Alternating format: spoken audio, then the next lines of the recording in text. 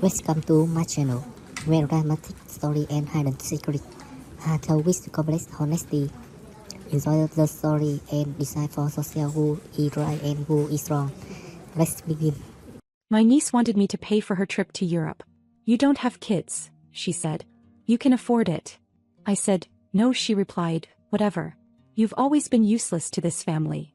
I just got angry and canceled her tuition payments, and when she finally found out about it, then I got tired of being her wallet. That's really what it came down to.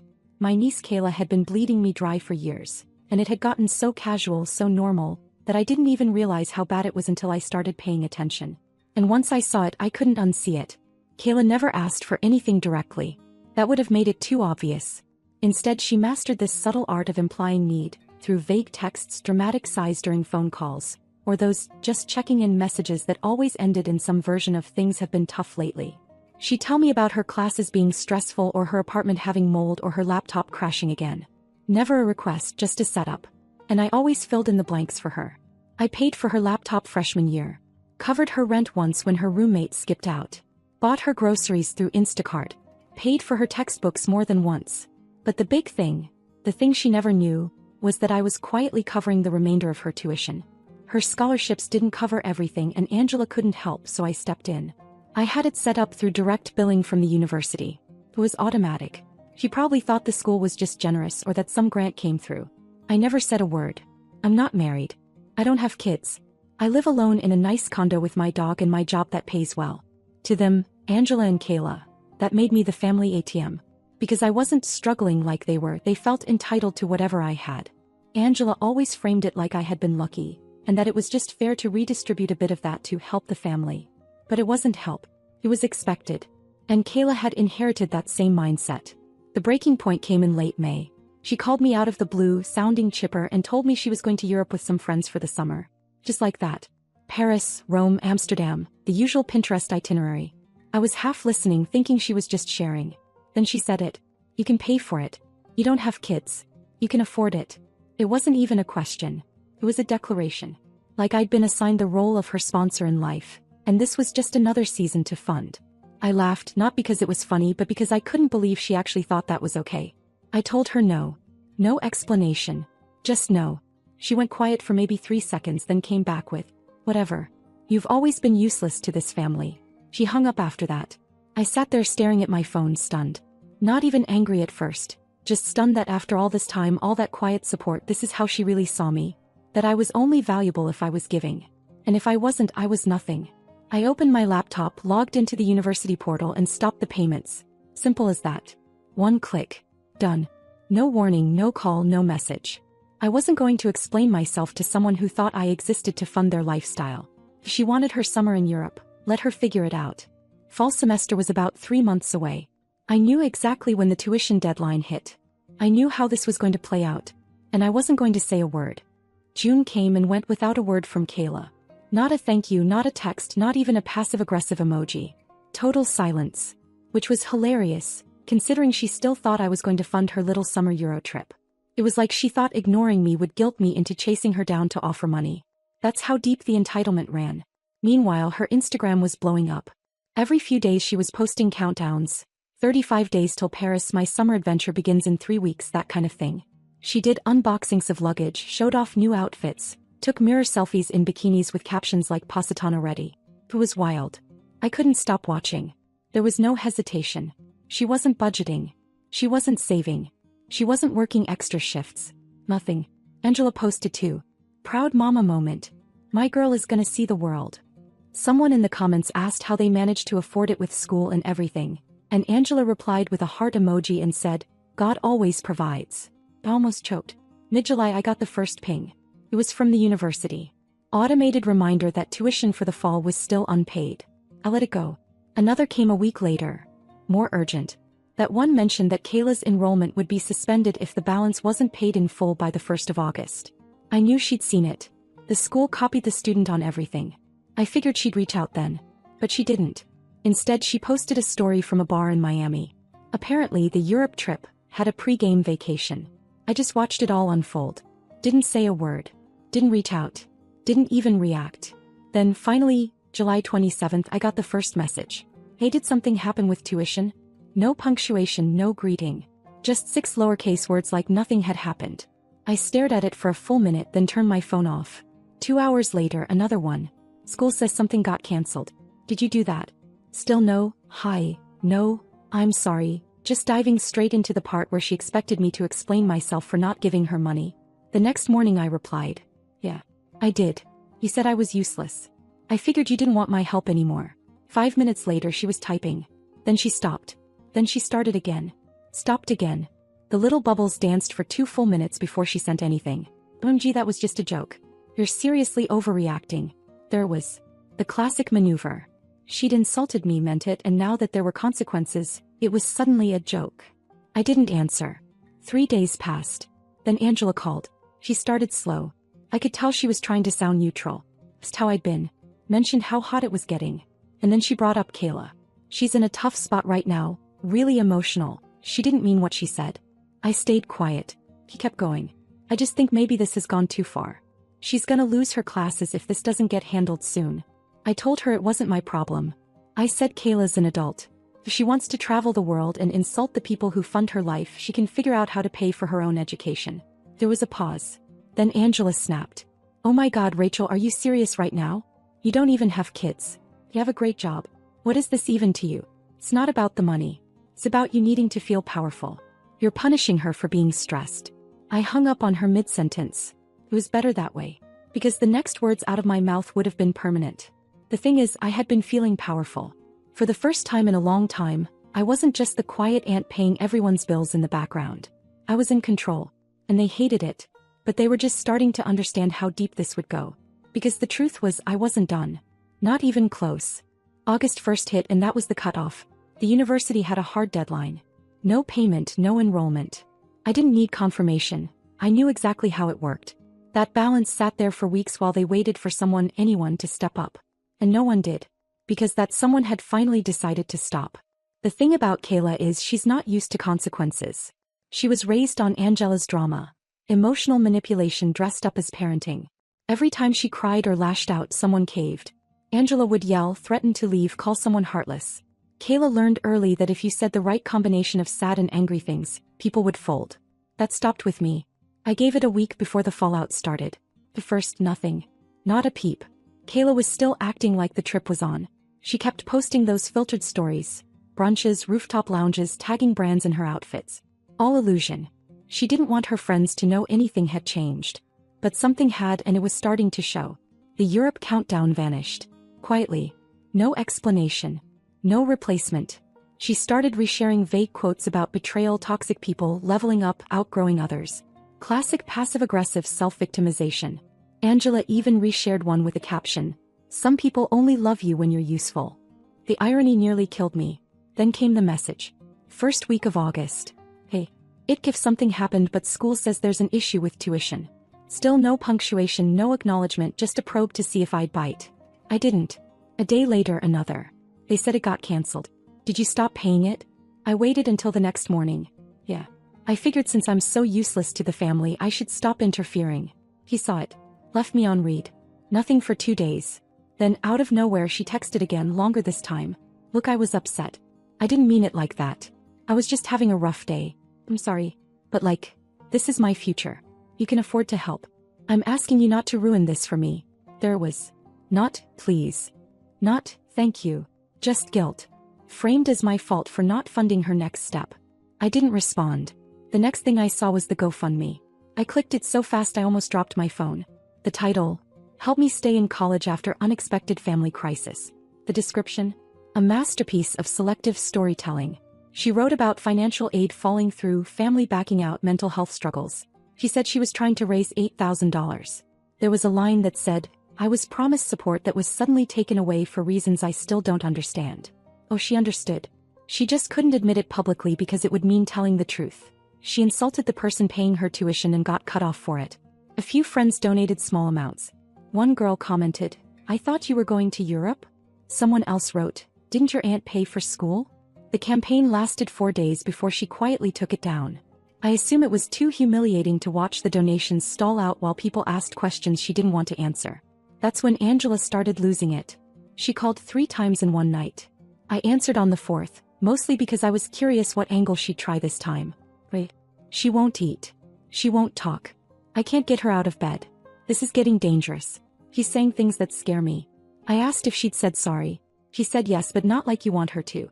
I asked if she offered to take responsibility. Angela said she's just a kid. I reminded her that just a kid was planning to party in Europe a month ago on someone else's dime. Angela started crying. Or pretending to.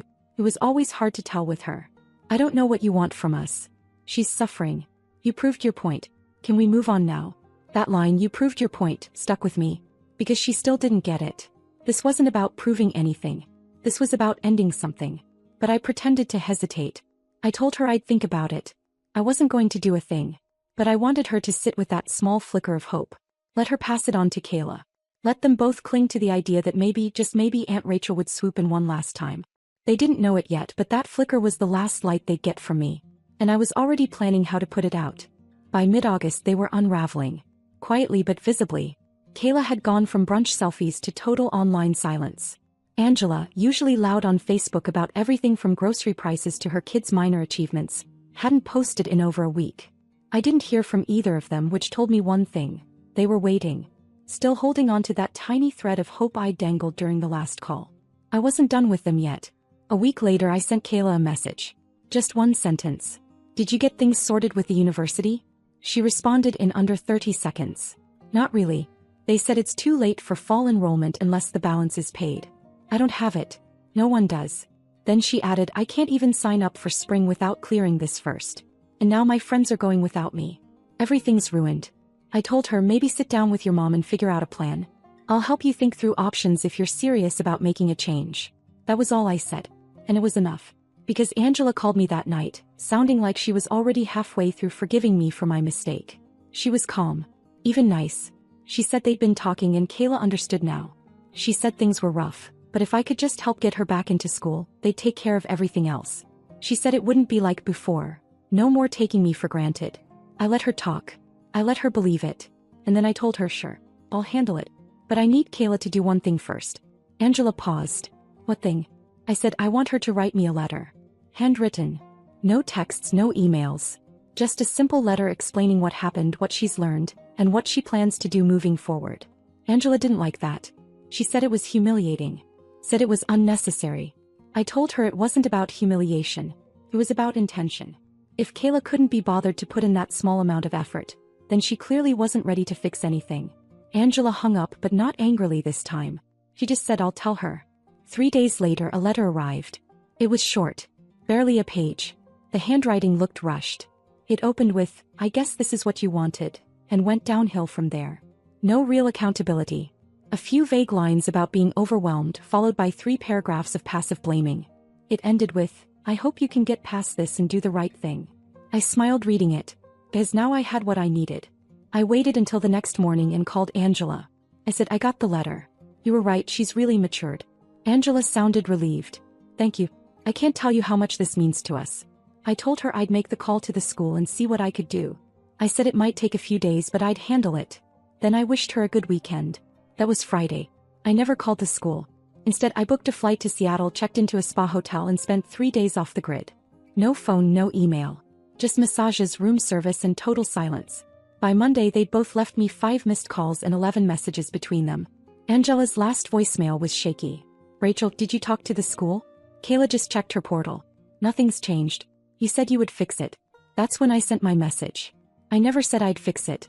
I said I'd see what I could do. I did. And what I saw was that nothing needs to change. 10 minutes later, Qley called me sobbing. I let it go to voicemail. Her voice cracked in the message, the kind of desperate sound she'd never shown before. It ended with her whispering, "Why are you doing this to me?" But I wasn't doing anything to her. I had just stopped doing everything for her. And for the first time in years, they were exactly where they had tried to keep me all along. Powerless, waiting, and completely dependent. And I wasn't done watching them squirm. The silence didn't mean they'd accepted anything. It meant they were recalculating. The calls stopped. The texts stopped. Angela went quiet on Facebook. Even Qley's Instagram dried up completely. No quotes, no complaints, no subtweets. Nothing. They weren't done, they were regrouping. And then they came for backup. Started with my mom. He called me while I was cooking. No chit-chat. No preamble. Just this slow, loaded sigh and the kind of voice she saves for funerals and family interventions. I talked to Angela. He told me what happened. Rachel, I don't know what's going on with you. I didn't answer right away. She took that as permission to continue. You've always been the stable one. The reasonable one. But this was cruel. That word again. Cruel. Not unwise. Not firm. Cruel. Like cutting off someone who called me useless and lied to my face was a personal act of violence. I told her what happened. I didn't sugarcoat it. I laid it out. The Europe trip, the entitlement, the insults, the truth about her tuition payments that they never even acknowledged. My mother went quiet. And then she pulled out the classic line. Rachel, family doesn't abandon each other. No, I said. Family doesn't use each other either. She sighed again like she was disappointed in me. Just think about what kind of example you're setting. That stuck with me. Because she was right, I was setting an example. A very clear one. And I had no intention of backing down. But then a new move. Qley emailed me. A full-on essay this time. Polished, probably rewritten 4 times. Said she'd been working part-time, saving what she could. That the university wouldn't let her enroll for spring until the fall balance was paid. Said she knew she'd messed up. That she didn't deserve help but was asking anyway. One last time. Said she respected me now. I read it twice. It was well-crafted, thoughtful, and fake. Or maybe it wasn't. Maybe she believed it while writing it. But it didn't matter. Because I'd already decided something, and I wanted to stretch this just a little further.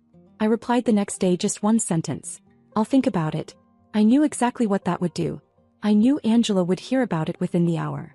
I knew my parents would get a call later that night. And I knew Qley would be checking her inbox like a lottery ticket. 2 days later, Angela called. Her voice was light, relieved. Thank you for reconsidering, Rachel. Seriously, it means a lot. We just want to put this behind us. Qley's ready to fix things. I told her that was good to hear. That I was glad they were finally seeing things clearly. Then I said something that made her think she'd won. I'm planning to take care of it by the end of the month. I'll let you both know once it's done. Angela paused. Like she was trying to figure out if she'd misheard. Then she said thank you. Really thank you. I smiled. He couldn't see it but I smiled. Because they didn't realize what I meant by, take care of it. The month ended with no payment. No call to the university. Nothing. And right on cue the messages started again. Angela's first text. Rachel, did you end up handling it? Qley can't register still. Then the call. I didn't answer. The next voicemail was Qley. Her voice cracked and not in the performative way. This was real. Raw panic. She said she didn't understand what was happening. Said she thought we were okay now.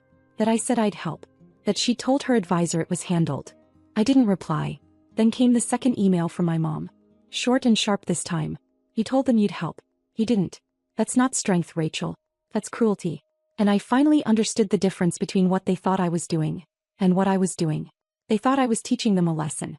I wasn't. I was finally writing my own rules. And they were still playing a game that ended weeks ago. By the first week of September, I knew exactly what they were doing. Qley was out of options. Spring enrollment was now blocked and financial aid wasn't going to cover anything with an unpaid balance. She was completely locked out. Angela, I'm sure, had made a million calls begging and crying to the school, but it wouldn't matter. That's the part they always forget. Institutions don't care about feelings. They care about payments. And I had made sure they understood just how final that silence was. But it wasn't enough. Not yet. So I sent Angela one last message. I've been thinking. I'm willing to reconsider everything on one condition. She responded in seconds. Anything. Just tell me what it is. I told her I wanted to sit down. In person. No yelling, no guilt, just a real talk. All 3 of us. Me, her, and Qley. She agreed before I even finished sending the time and place. We met at a quiet diner on the edge of town. I was already seated when they arrived. Angela was smiling too much. Qley looked like she hadn't slept. No makeup, hair tied up, hoodie. The girl who once treated life like a never-ending Instagram story looked real for once. Small. We made it through about 3 minutes of forced small talk before I laid it out. Here's what I'm offering, I said. I'll pay off the balance. Qley can re-enroll for spring. But this is it. Final. After that, no more support. No more rent, no more books, no more emergencies. I disappear from your financial lives completely. Angela said yes immediately. She didn't even glance at Qley. Just yes, yes, whatever it takes. But I held up my hand. There's a second part. If I do this, you both need to say something to me. Not out of obligation. Out of recognition. Say the words you've refused to say since this all started. They went quiet. Qley's face froze. Angela asked what I meant. I said say thank you. Not, I guess, or if you want. Just thank you for everything I've already done. For the years of quiet support. For the tuition I already paid. For the second, third, fourth chances. I looked at Qley. Or I walk out of here and block you both. Forever. It was quiet for a long time. Then Qley said it. Barely audible. But she said it. Thank you. Angela followed. Hers was louder. Even sounded genuine. I nodded, took a sip of my coffee and said okay. Angela looked relieved. Qley looked like she just swallowed something sharp. And that's when I said the last part.